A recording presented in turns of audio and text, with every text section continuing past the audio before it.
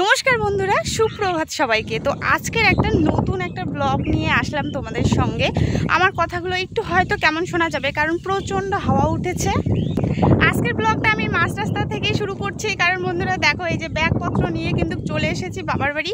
আর তোমরা হয়তো রাস্তাটা দেখেও চিনতেই পারছো যেটা আমার বাবার বাড়ি যাওয়ার রাস্তা।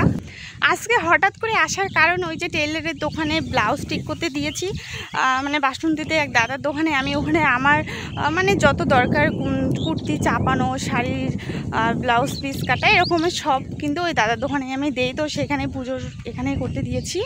আর মা বাবার জন্য যে শাড়ি জামা কাপড় কিনেছি, তো সেটাই কিন্তু দিতে এসেছি। তো চলো একদম বাড়ি গিয়ে তোমাদের সঙ্গে কথা হবে। চলে এসেছি, আর এসে কিন্তু এই যে আমাদের ঠিক বাড়ির বাড়ির ঠিক বাইরের বাড়িতেই কিন্তু এই সুন্দর দোলনাটা, যেটা তোমরা আগের ব্লগে দেখেইছো, তো সেখানে আমি একটু দোলা খাচ্ছি। এই দেখো, বাঁশের একটা দোলনা, আর এটা হচ্ছিল আম গাছের সাথে বাঁধা। ভীষণ ভাল লাগে দোলনা খেলতে। ওই দেখো, ওই যে ওইদিকে আমার হচ্ছিল মা। চলে আসলাম বাড়ির ভিতরে। বাড়িতে বর্তমানে ফাঁকা, মা তো বাইরে, তোমাদেরকে একটু দেখালাম। আর বাবা গিয়েছে বুড়িরহাট, শুনলাম চিড়ের ধান নিয়ে গেছে, মানে চিড়ের ধান ভাঙতে গেছে। আর বুনু গেছে স্কুলে। তো অতএব বাড়ি এখন ফাঁকা। তো বন্ধুরা, এইটুক জায়গা হেঁটে আসতে আমার একদম জল পিপাসা পেয়ে গেছে। তো এখন আমি রাখছি, চেঞ্জ করে নেই, তারপর আজকে অন্য কিছু শেয়ার করবো, অন্য রকমের কাজ যেটাতে সাহায্য করতে আমি চলে এসেছি। তো চলো, তোমাদেরকে পরে একদম তোমাদের সঙ্গে দেখা হবে যে কি কাজ করব। আর হ্যাঁ, আজকে শেয়ার করব যে বুনু এবার থেকে কি কি ড্রেস নিল, মানে কি কি, তো ও আজকে একদম পরে তোমাদেরকে দেখাবে। মানে এরকম করে দেখাবো না যে এইটা ওটা, তো ও একদম তোমাদেরকে প্র্যাকটিক্যালি দেখাবে পরে কি ড্রেস নিল আর ওকে কেমন মানিয়েছে। তো চলো। আজকে এসেই দেখি মা অন্য রকমের একটা কাজের ব্যবস্থা করছে। মানে আজকে মা করবে মুড়ির মোলা। আসলে জানোই তো, বাঙালির 12 মাসে 13 পার্বণ। তবে এই দুর্গাপূজাটা তার থেকে একটা অন্যতম পূজা। আর পুজো আসলে কিন্তু বাঙালিদের ঘরে ঘরে মোলা, মুড়ি, নাড়ু এসব বানানো তোড়জোড় শুরু হয়ে যায়। তো আজকে মা এগুলো বানাবে, তো আমি আসলাম, মার অনেকটা কিন্তু হেল্প হবে। আর তাছাড়া আমি তো বলেইছিলাম যে আজকে আমি কেন এসেছি। আজকে সকালবেলা রান্না করেছিল ঘুগনি, আলুর চিপস আর ভাত। তো ভাত খেয়ে দিয়ে চেঞ্জ করে কিন্তু এখন আমি কাজে লেগে পড়েছি। আর এখানে এখন খানা কাটছি। আসলে মোলের জন্য কিন্তু খানা চিনি দুটোই লাগবে, তো সেটাই কাটছি। কিন্তু আগের দিনে বন্ধুরা মানে গলা একটু কালো কালো টাইপের কিন্তু দানা পেয়ে যেত। তো এখন না ওসব আর কি, মানে ওরকম দানা টাইপের পাওয়া যায় না। বিশেষ করে আমাদের বাসন্তীতে বা দিনহাটাতেও খুব আর কি কমই পাওয়া যায়। তবে ওটার থেকে এখন কিন্তু এই খানাটার বেস্ট। তো দেখো, এই যে আমার হাতে এখন কত বড় একটা আর কি মানে খানার দানা, দেখতেই পারছো। তো এমনিতেও না খানা খেতে আমার ভীষণ ভালো লাগে। এমনি ধরো মুড়ি দিয়ে, তারপর এমনি খালি মুখে, তো খুব ভালোই লাগে। তো যাই হোক, তোমাদের সঙ্গে কথা বলতে বলতে কিন্তু আমার খানা কাটাটা প্রায় কমপ্লিটই।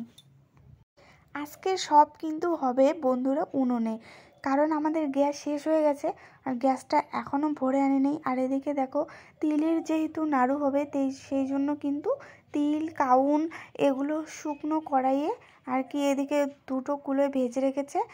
আর এখানে মা প্রথমে একটু আর কি শুধু খই ছিল, খইটা কিন্তু দানা পাক দিয়ে রাখলো।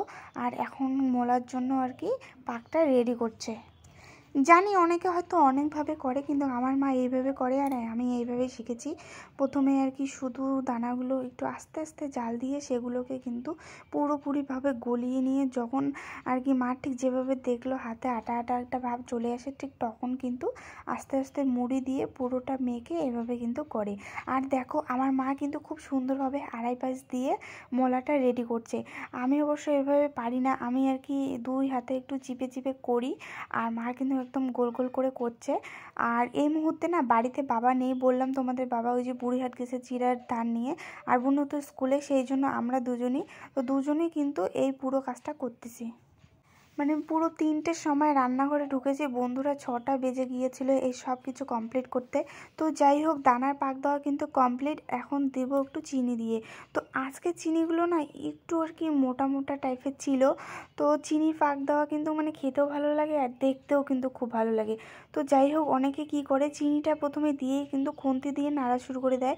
বন্ধুরা সেভাবে একদমই করবে না, কারণ চিনিটা একদম দলা দলা পেকে যাবে। প্রথমে চিনিটা কড়াইয়ে দিয়ে হালকা হালকা একটু জাল দিতে থাকবে। তো তারপর চিনিটা যখন একদম গলা শুরু হয়ে যাবে তখন কিন্তু দেখবে বন্ধুরা এরকম দানার মতো একটা কালার চলে আসবে। তারপর আস্তে আস্তে কিন্তু কড়াইটা নামিয়ে যে আস্তে আস্তে মুড়ি দিয়ে এভাবে করতে লাগবে। তো এদিক মধ্যে আমাদের এরকম আর মানে দেখে গন্ধ শুনে বলতে পারো একটা জেঠিমা কিন্তু চলে এসেছিলো। আর এগুলো কাজ করলে যেমন বন্ধুরা শীতলের কোনো কাজ করলে মানে শীতল শাখা ফাঁকা করলে কিন্তু আশেপাশের মানুষ একদম গন্ধ শুনে চলে এসে বা টের পেয়ে যায় যে আমাদের বাড়িতে আজকে কী রান্না চলছে। ঠিক এইটাও কিন্তু সেরকম, দানা পাক দিলে কিন্তু সুন্দর একটা গন্ধ বের হয়, আর সেটা কিন্তু সবাই শুনে বুঝে যায় যে আজকে আমাদের বাড়িতে কী কাজ করছে। তো যাই হোক, জেঠির সাথে একটু মোবাইলটা ধরিয়ে দিয়ে মা আর আমি কিন্তু দুজনে তাড়াতাড়ি করছি। আর এই কাজটা কিন্তু বন্ধুরা যতটা দেখতে সহজ ততটাই কিন্তু কঠিন, কারণ এটা খুবই সাবধানে করতে লাগে। কারণ একবার যদি একটু মুড়ি দেওয়া বেশি হয় বা চিনি দেওয়া বেশি হয় তাহলে কিন্তু একটু অন্যরকম হয়ে যেতে পারে, তাহলে আর মোলা তোমাদের গোলও হবে না বা গোল হওয়ার কিছুক্ষণ পরেই কিন্তু ফেটে যেতে পারে।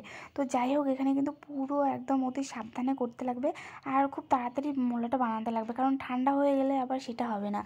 মার ভাগ্যটা আর আমার ভাগ্যটা কিছুটা কিন্তু এক বন্ধুরা। কেন বললাম? কারণ বন্ধুরা দেখো, এই মোলা পাক দেওয়া ব্যাপারটা কিন্তু সবাই পারে না। মানে আমাদের ওইদিকেই দেখবে কতজন আমার মাকে নিয়ে গিয়ে কিন্তু এই কাজটা করায়।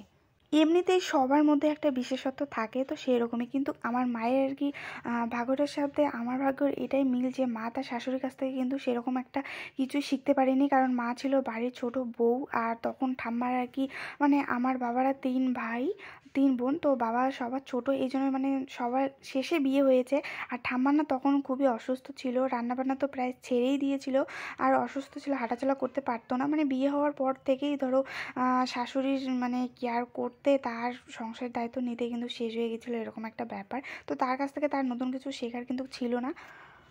তবে হ্যাঁ, আমার মা কিন্তু 3টে ভালো ননদ পেয়েছে, তাদের কাছ থেকে কিন্তু অনেক কিছু শিখেছে। মানে আমার পিসিদের কথা বলছি। আর আমার বাবারা 3 ভাই 3 বোন, মানে বাবা যেহেতু বাড়ির আর কি ছোটো ছিল, তো শেষে বিয়ে হয়েছিল বললামই তোমাদের। তো যাই হোক, তো মায়ের মতো তেমনই একটা ব্যাপার হয়েছে আমার কাছ থেকে। মানে আমার আর কি তার কাছ থেকে কোনো কিছু শেখার নেই, মানে আমার শাশুড়ির কথা বলছি।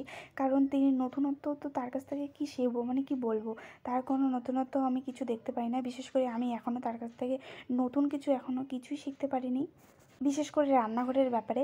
আর দেখবে বাড়ির বউদের কিন্তু প্রথমে রান্নাঘরের ব্যাপারেই শেখানো হয়, মানে কোন তরকারিটা কীভাবে রান্না করবে। মানে সবাই তো সব রান্না পারে না, যেমন আমার মা কিন্তু পিঠে বানানোটা পিসিদের কাছ থেকে শিখেছে। তো সেরকম মানে এরকম ধরনের কোনো কাজই কিন্তু আমি এখনও বন্ধুরা শিখে উঠতে পারিনি। জানি না ভবিষ্যতে কী করবে বা কী হবে। তো যাই হোক, তোমাদের সঙ্গে কথা বলতে গেলে কিন্তু অনেক কিছু করে ফেললাম। এদিকে দেখো, তোমাদেরকে দেখিয়ে দিলাম বুনু স্কুলে একটা ছোট্ট প্রোগ্রাম ছিল। তো বুনু এনেছিল টিফিন, আর টিফিনে কী কী ছিল, সিঙ্গারা, মিষ্টি আর একটা গজা। তো আমি খেয়ে নিলাম। আর বুনু কিন্তু স্কুল থেকে এসে তড়িঘড়ি করে কিন্তু এখন টিউশনে চলে গেল। আর এদিকে আমরা সবগুলো মোলা কমপ্লিট করে এখন এখানে তিলের নাড়ু বানাতে বসে গেছি। আর তিলের নাড়ুটাতে কি হয়েছিল বন্ধুরা, একটু না চিনি বেশি হয়ে গেছিলো, মানে চিনির পাকটা একটু বেশি হয়ে গিয়েছিলো, তার জন্য কিন্তু একটু আঠা আঠা টাইপের হয়েছিল। তাই জন্য মা এটাকে তিলের খাজা বানানোর চেষ্টা করছে। সেটা হচ্ছিলো মানে এই যে মানে রুটি বানানোর যে সেটা থাকে পিড়েটা, সেটাতে করে চেষ্টা করছে। তো যাই হোক, তোমাদের সবার শেষে কিন্তু ফিনিশিংটা দেখিয়ে দেবো। আর এখানে আমার হাতে দেখতেই পাচ্ছ একটা সাইজ, আর সেটা মা বানিয়েছিল বেতের। মানে কি বলবো, একটা কঞ্চি আর কি খোঁজার চেষ্টা করছিলাম, কিন্তু তড়িঘড়ি করে সেটাও পাইনি, আর বাবাও বাড়িতে নেই, মানে কি বলবো। আর তারপরে দেখো তিলেরটা কমপ্লিট হওয়ার পর কিন্তু এখানে কাউনেরটা মা কড়াইয়ে বসিয়ে দিয়েছে, আর তখনই বাবা চলে আসলো। তারপর আমাদের হাতে হাত লাগিয়ে কিন্তু বাবাও এখানে বসে পড়েছে কাজ করতে। আর বললাম না তোমাদের বন্ধুরা, 3টের সময় রান্না করে ঢুকেছে, 6টার সময় সব করা কমপ্লিট হয়ে গেছে। দেখুন এখানে কিন্তু এখানে কাউনের মোলা, তারপরে যে একটু মানে সাইজ করেছি 2 রকমভাবে আর কি। তো কোনটা ভালো লাগছে অবশ্যই কিন্তু কমেন্ট করে জানিও। তো এখন সন্ধ্যা লেগে গিয়েছে আর এদিকে দেখো বিছানাটার অবস্থা। এখানে কিন্তু সমস্ত এগুলো নতুন জামা কাপড়, মানে বোনর আমার মার। তো বাবা এখনও না, যেহেতু মা আর আমি এইবারে শপিং করতে গিয়েছিলাম, তো বাবা এখনও দেখেনি কার জন্য কী কী আনা হয়েছিল। তো সেটাই এখানে বাবা খুলে খুলে দেখছে, তাই আমিও একটু দেখাচ্ছি যে এটা। তো বাবার হাতে এই মুহূর্তে যেটা সাদা আর কি শার্ট, সেটা হচ্ছিল মানে আমার বরমশাইয়ের জন্য, যেটা ওই বাড়ির থেকে নেওয়া হয়েছিল। তো সেটারই এখন বোতামগুলো খুলে দেখছিল, এখন আবার লাগাচ্ছে। মা আবার এদিকে বুনুর জামা বাবাকে দেখাচ্ছে, যেহেতু বাবা এখনও মানে কোনো কিছু দেখেনি। তো যাই হোক বন্ধুরা, হঠাৎ করে প্ল্যান হলো আজকে রাত্রে হবে রুটি আর চিকেন। তো আমার বরমশাই তো এখনও আসেনি, আর এখন বাজে রাত 8টা। তো বাবা বাজার থেকে কিন্তু এগুলো নিয়ে আসলো, আর এখানে এই যে একটা কাকুও চলে এসেছে, মানে পিকনিকের মতো একটা ব্যবস্থা হচ্ছে এখানে, হঠাৎ প্ল্যান। তো বাবার কাকুকে কিন্তু এখানে রসুন আর পেঁয়াজ সুলতে দিয়েছি, যেহেতু অনেকটা রাত হয়ে গিয়েছিল। আর আর চিকেনটা আমাকেই রান্না করতে লাগবে, যেহেতু মা রান্না করবে না। তো যাই হোক, মা দেখে কিন্তু রুটি ভাজার জন্য সব প্রস্তুত করছে। তো তোমাদেরকে আর চিকেন রান্নাটা শেয়ার করতে পারিনি, কারণ অনেকটা রাত হয়ে গিয়েছিলো বন্ধুরা। সারাদিন এমনিতেই রান্না করে কি বলবো। তো দেখো এখানে কিন্তু চিকেন কষা রেডি, সাথে সাথে কিন্তু রুটিও রেডি। একটু আবার কষা নামিয়ে রেখেছি, কারণ আমার কষান খেতে ভীষণ ভালো লাগে। তো কেমন হয়েছে রান্নার রান্নাটা কেমন হয়েছে বলবো না, কারণ বন্ধুরা তোমরা তো খাচ্ছই না, তাই না। আর এদিকে কিন্তু মা রান্নাঘরে মাছটা ভেজে নিচ্ছে।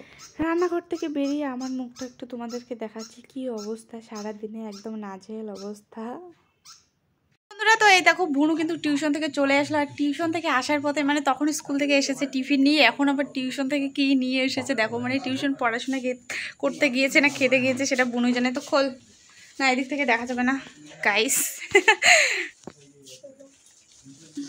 টিচারের কি ছিল মানে কিসের জন্য ছিল না, এমনি কইছিলাম তাই একবার করাতে দিছি। এই যে কেন বড়া দেখা টিউশনের টিচার খেতে চাইছিল, তাই এই যে বড়া কিনে দিয়েছে।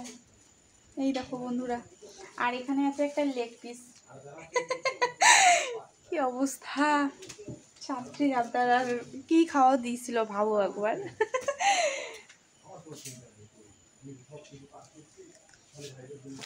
আমি খেয়ে আগে তাই না।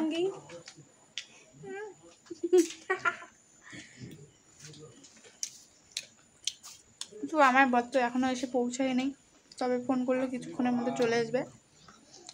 তারপর আমরা খেয়ে দিয়ে বাড়ি চলে যাব। আকাশটাও ভীষণ খারাপ, হাওয়া উঠেছে আর একটু একটু বৃষ্টিও পড়তেছে, কিন্তু বন্ধুরা তাও বাড়ি যেতেই লাগবে।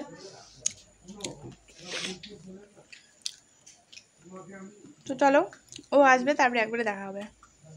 সো বন্ধুরা এই দেখো, আর বরমশাই চলে এসেছে, আর এসে কিন্তু কারেন্টটা চলে গিয়েছে, কারণ কতটা কুশ এটা সেটা ওই জানে। আর এই দেখো একটা নিউ লাইট, কত সুন্দর দেখতে তাই না। তো হচ্ছিল লাইটটা কিন্তু ভীষণ সুন্দর, কারেন্টটা গেল জন্যই দেখতে পেলাম। এটা বাবা নতুন এনেছে, 2 দিন হলো, আজকে এখনই প্রথম ইউজ করলাম জন্য এইভাবে বলতে। এখনই জাস্ট কারেন্টটা গেল। আমার বরের মুখটা একবার তোমাদেরকে ফ্রেশ করে দেখিয়ে দিই। আমি লাইটটা ধরার সাহায্য করছি ভূত। তো বন্ধুরা কারেন্টটা আসুক তারপরে দেখা হবে, এখন কিচ্ছু দেখা যাচ্ছে না, তারপরে আমরা খাওয়া দাওয়া করবো। কারেন্ট কিন্তু চলে এসেছে আর আমাদের খাওয়া দাওয়াটাও কমপ্লিট, আর তোমাদের সঙ্গে কি আর শেয়ার করবো। খেয়েছি তো রুটি চিকেন। তো যাই হোক দেখো, এখন বুনুর এখানে র্যামস চলছে।